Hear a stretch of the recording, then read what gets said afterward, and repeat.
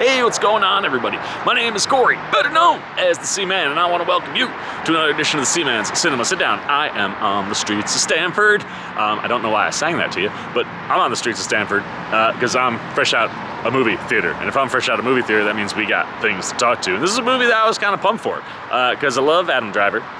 I really enjoyed A Quiet Place, and those writers are writing and directing here. And I love Sam Rami, who's producing. And I really want a scary dinosaur movie, and that's kind of what this movie was looking like. And I gotta say, I had a pretty good time with this movie. What am I talking about? Why don't you pull up a chair, take a seat.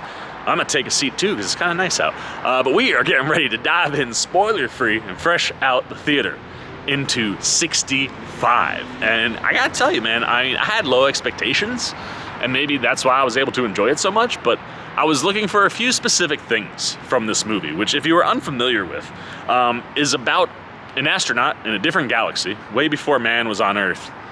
Other galaxies were traveling the stars. And this guy is a pilot, and he's taken a ship on a 2-year journey.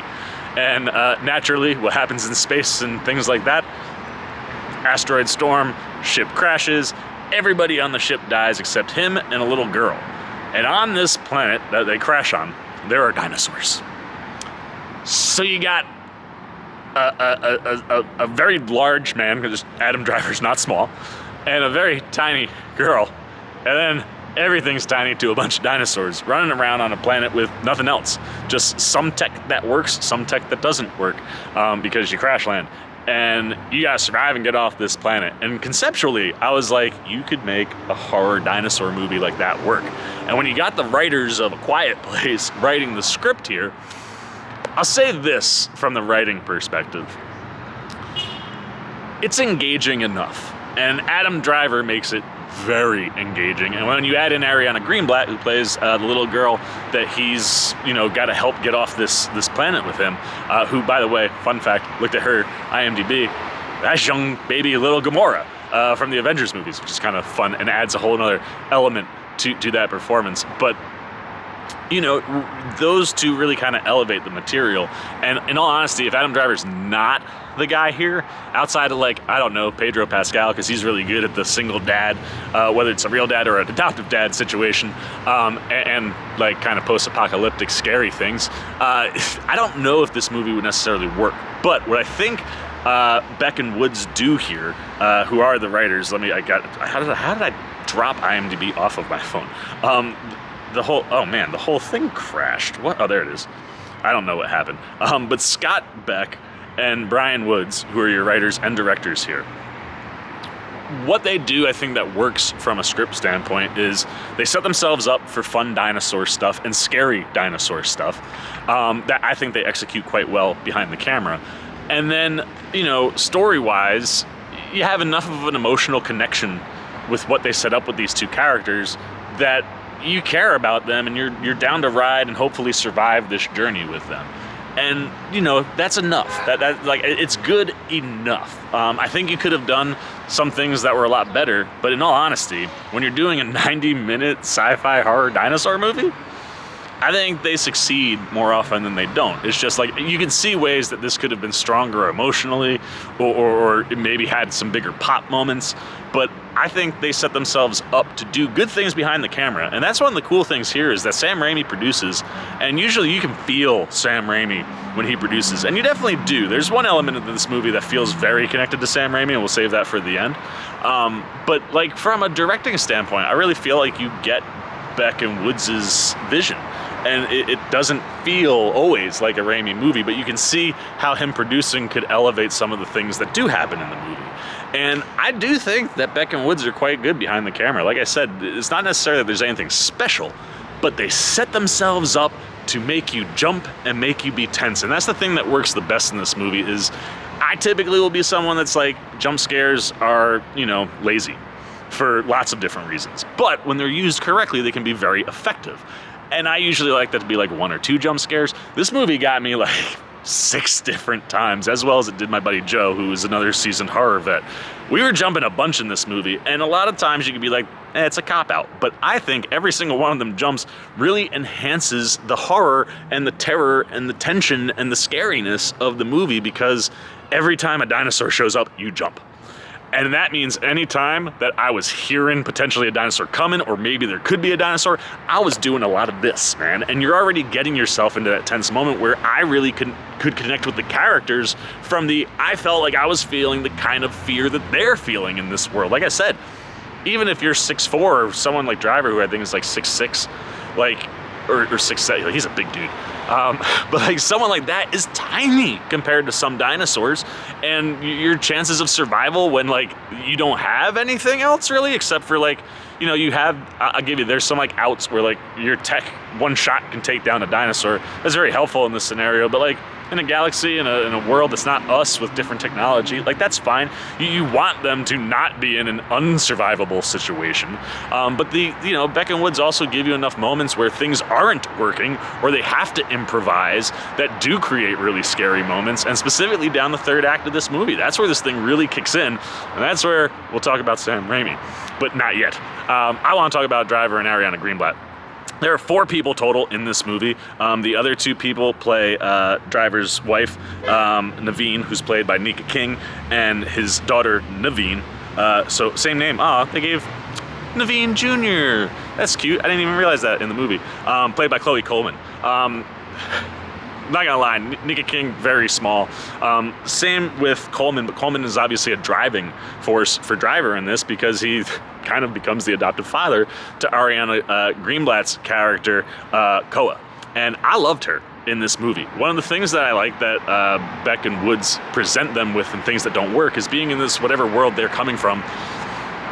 Everybody, like, there are different languages, and to solve for that, they have translators, but the translators break, so they can't communicate. There's a communication barrier. So watching the 2 of them kind of work through that is a lot of fun. But how Greenblatt kind of handles Koa's approach, and how she uses her words, when she uses her words, and because she's speaking a language that we don't understand, you know, she picks and chooses her moments, and I think it's pretty effective. And I felt like connected to both of these characters the whole movie, and I think Greenblatt just executes everything she's given. And Driver, for me, I think really enhances her performance, because the way he responds to her and the way he immediately kind of cares for her elevates what Greenblatt's doing. I mean, these characters don't like bond with each other right away, you know.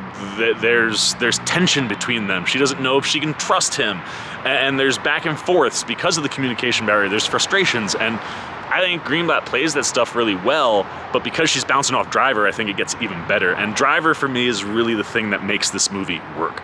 Another actor, I don't know if you get what you get here. He's so engaging from an audience perspective. Like, when Driver is on screen, he can just captivate you and pull you in really quickly. And the very little bit that we get with his family, like I said, his daughter, and getting home to his daughter, is that driving force in the movie. It's what connects him to this little girl, and being a father already is what allows him to kind of be able to navigate some of those tougher situations, because he's done it before.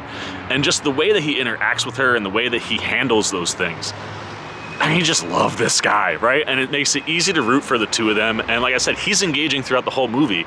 And then when it comes to the action stuff, I mean, it's a good thing that he was Kylo Ren, man. He's got all that training as Kylo Ren, because he's got to fly some things, he's got to shoot some things, and all that stuff really works and you know, functions really well in the movie. This is an opportunity too where you can kind of see a little bit of the military training and background that Driver had before he started acting. You know, you're kind of in this scenario where you got to be a warrior, a soldier, and he's got to fight through a lot of stuff. And you can believe the things that happen to him, because, like I said, Driver's a big dude, but he's really the big win in this movie. He's what makes it work. And then, like I said, the thing that I think makes the movie do what I wanted it to do, which was be scary, are the dinosaurs. And that's the one spot where I really think you feel Sam Raimi's presence, because the dinosaurs don't look like the dinosaurs are supposed to look, or what people would say are supposed to look like. They don't have that Jurassic Park feel. They have things that make you think that, and then when you see it, you're like, oh shit, that's not what I thought we were gonna get. They take some liberties with the dinosaur visually, and I could see how that could turn some people off, but I really appreciated it, because created an unpredictability in the movie. I think the first one I really like was jarred by was like there's a dinosaur coming, you can feel it, and you're like, this feels like a velociraptor, and then you see it and it's got like a long neck and a weird face and a small head, and like the playing with the different dinosaurs was cool because you never knew what was gonna jump out at you, and that's the thing that I think hurts the Jurassic movies.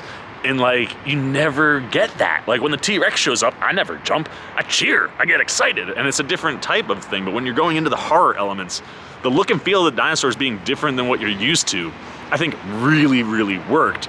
And that's the stuff that when you get to the third act, like up until the third act, I was like, I'm liking the dinosaur stuff, but I need that like thing that makes this movie go, yeah, that was a badass dinosaur movie. And the third act piece, when you get to the end, that thing hits. And the tweaking of the character designs is really what makes the dinosaur, one dinosaur in particular in this movie is the most terrifying dinosaur I've ever seen, because it's a combo of like a couple things. Like you see it and you think one thing dinosaur-wise, then you get closer to it and you're like, that kind of looks like it's something different. And then when it starts to move in particular, you're like, dinosaurs shouldn't be able to do those things, and it was terrifying, and that's why I like that they kind of played with that. So this movie was a lot more fun than I thought it was going to be. So let's get the C-Maniacs up. My battery is gonna die on my camera in a minute, and let's give this thing a score. Like I said, I think Beck and Woods do a decent job with the script here. Definitely can connect on the emotional family side, which is something they're very good at coming from A Quiet Place, but I think they definitely learned being around that movie, I'm sure, to build horror and suspense, and I think they execute that stuff behind the camera really well. With the designs, I can't confirm that it's Rami, but it feels like Rami designed dinosaurs. They really are able to create some horror, some jumps, some scares, and a lot of tension. You feel like this a lot in this movie, and that's really good because that's what you want. And you have two performances with Driver and Greenblatt that just captivate you. Driver really... Oh, hey guys, welcome to my apartment for the end of this review. I told you the battery was gonna die, and I have freshly charged batteries that I didn't bring with me because I wasn't thinking. Always bring a fresh battery before going to see a movie. That's what I learned. But fortunately, I was about to drop a pun, so I know exactly where I left off. Adam Driver really drives this movie. I think all the great stuff that you get from Ariana Greenblatt is really elevated by what Driver is bringing and his character is bringing to the movie. His driving motivations, the way that he's able to connect and kind of break through some of the barriers and walls that he has to with Ko as, as a character, is really the thing that connects you and emotionally, I think, makes everything about their bond and duo and work. And like I said, Greenblatt does really good things, and when she gets moments, like they hit, one in particular, you'll be like, and I like kind of where you go and the little magic that is Sam Rami, where wherever he had some influence and was able to help Beck and Woods, like the horror works, the dinosaurs, while it's jarring at first because they don't look like the way you would expect a dinosaur to look, I think it works in an unpredictability manner and creates a really terrifying dinosaur that you get at the end of this movie, where it was like, I thought we were going to come up a little short with the dinosaur goods, and the last bit was like, a lot of time those big moments, you're just like, and it all really works. And I like I said, some of the surprises and things that Beck and Woods have in this, like how they play with the universe and the idea conceptually as the movie progresses. Like, I just had a good time. I mean, how am I gonna be mad at a 90-minute sci-fi horror dinosaur movie led by Adam Driver? It was a lot of fun. I'm going 3 out of 5 C-Maniacs. I think this thing is gonna crush when it gets to streaming. It's a Sony movie, so I don't know exactly where it will land on streaming, but it's prime. Like 90 minutes in and out. People love dinosaurs. These dinosaurs are scary. People love Adam Driver because he's always awesome. I think it's gonna work big time on streaming. But yeah, I think if you don't see it in the theater, which I think it works better in the theater, specifically from the jump scare angle, but I think wherever you're gonna take this in, if you like dinosaurs and you want something a little bit different out of the Jurassic World movies, I think this is what you're looking for. So I'm going 3 out of 5. Now I'm flipping it over to you guys. Did you go see 65 this weekend? I know it's a big Scream weekend, but if you flip in 2 movies, was 65 on your list? Are you going to wait to see it if you didn't see it until it gets streaming? Is this something that you're looking forward to? Have I excited you at all, or made you want to look forward to it more? And if you did see it, do you agree with me? Do you disagree with me? Did you have fun? Did you think it was dumb? Like I said, this movie is I think it walks a very fine line of almost being a miss. But for me, every time that moment hit, it worked. It didn't falter. So did you see that, or did you have moments that didn't hit for you? What'd you think of the acting? What'd you think of the dinosaurs, specifically the visual? They're a little different here, so I'll be interested to see how audiences react to that. But anything, man, that you guys got, good, bad, indifferent, put it down below in the comment section. I look forward to talking to you down there. As always, if you enjoyed this video, please give me a thumbs up. And if you're new, you want to come hang out with the C-Man anytime. We're talking movies, TV, trailer, reactions. You want to be here for the season finale of The Last of Us, which airs tonight. You'll get my reactions during the week. Want to see my picks for the Oscars, you'll have to go over to Twitter for that. But, you want to be here for any of that. You want to show a little love and support to the old C-Man. Well, hey, come join the C-Maniac Nation. It's super easy. Just jump over there, hit that subscribe button, hit that little bell if you want those alerts, and until next time, for the C-Man's Cinema Sit Down, I've been the C-Man. I'm signing off. Peace! Oh, you guys are still here. You snuck up on me. You must be looking for more of this guy. Well, I got two video options for you, man. Right up here and right over here. And if you want all those C-Man goodies, well, hey, come join the squad right on over there, and I'll catch you on the next one.